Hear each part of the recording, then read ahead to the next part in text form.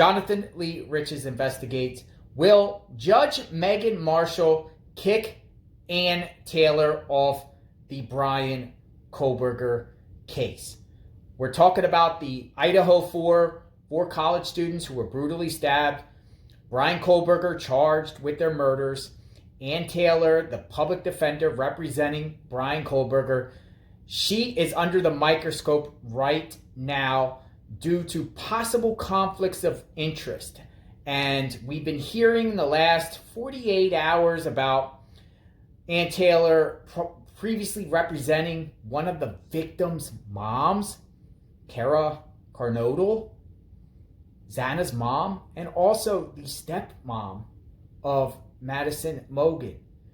To me, that seems like a conflict of interest, but I want to share with you some insight about ways Ann Taylor could be kicked off the Bryan Kohberger case, and then we will discuss. This is worth watching and listening to. Check it out.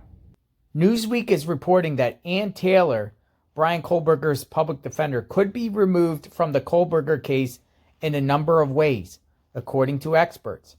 Kara Carnodle, which is Xana's mom, could file a motion to disqualify Taylor from representing Kohberger.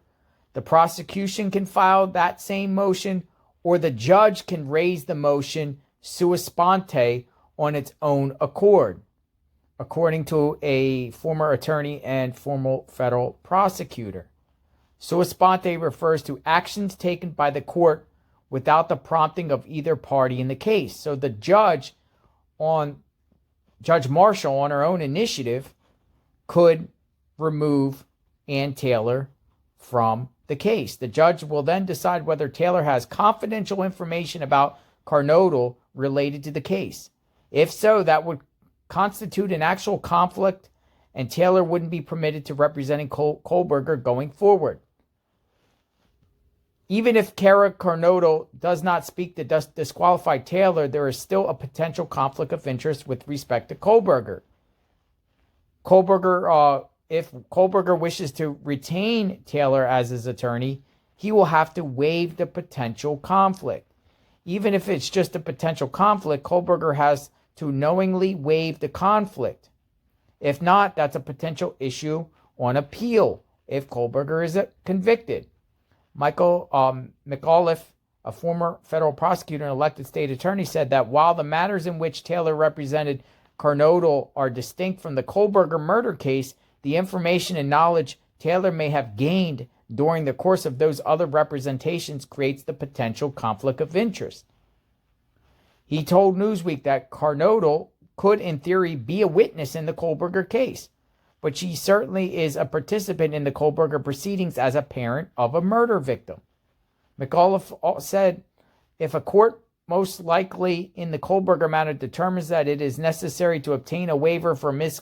Carnodle in order for Taylor to continue representing Kohberger, then Ms. Carnodle can decide not to waive. The court will likely require Ms. Taylor to withdraw from the Kohberger matter. The prosecutors could also file a motion to address the conflict issue, given its impact on the integrity of the process and the potential for it to be an appellate issue if there is a conviction. However, attorney Andrew Leib argued that the court may reject an application made by Kara Carnodle.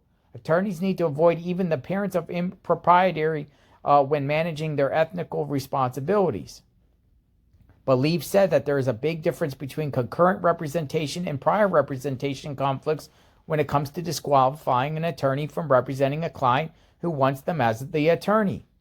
With respect to prior presentation, a conflict doesn't prohibit representation unless the matters are the same or substantially related where the former client's interests are materially adverse to their former attorney's current interest in representing the new client. So Carnodle can make an application to the court to have Taylor disqualified from representing Kohberger, but because Taylor has withdrawn from representing Carnodle and the matters are not substantially related whatsoever, it seems like a stretch argument and will likely result in a denial application for disqualification. Although prosecutors have not said if they will seek the death penalty, Taylor is one of only 13 public defenders in Idaho who are qualified to lead capital punishment case and the only one in northern Idaho. Kara Carnotto may have to testify both the guilt and penalty phases of the trial if necessary, so the judges may not be able to effectively wall Taylor off the case. The cautious thing for the judge to do is to assume the state will seek a death sentence and have one of the dozen other death penalty qualified lawyers in Idaho take over representation. McCullough added that the possibility that the state could file the notice of intent to seek the death penalty should warrant the court only appointing capital case qualified defense counsel. The geographic proximity of an alternative should not dictate or limit that approach. If Taylor has a conflict and it can't be or isn't waived, the court would appoint a new capital qualified defense counsel, either another public defender or possibly a private attorney who is on the appointment list for public defender conflict cases and also is death qualified. Interesting. So that shares some insight about disqualifying Ann Taylor from the Kohberger case. What do you think? So there's a lot of options here. And you saw the judge can actually go on her own initiative and kick Ann Taylor off. But there's so many scenarios. And I think the situation has just been brought to the surface. It's still fluid. But I think we're going to hear more about this. And there might even be a hearing on the matter about whether Ann Taylor should be removed from the Bryan Kohberger case due to conflicts of interest. You saw the different scenarios that could happen. And, you know, if she's not, Bryan Kohberger might have appellate issues, you know? So let me know what you think. Do you think she should stay or do you think she should go? Subscribe to my channel, like, hit the notification button. I am covering the Bryan Kohberger case, the Idaho 4. I'll post more videos soon. Justice for the victims and their families. Everyone will be safe. God bless.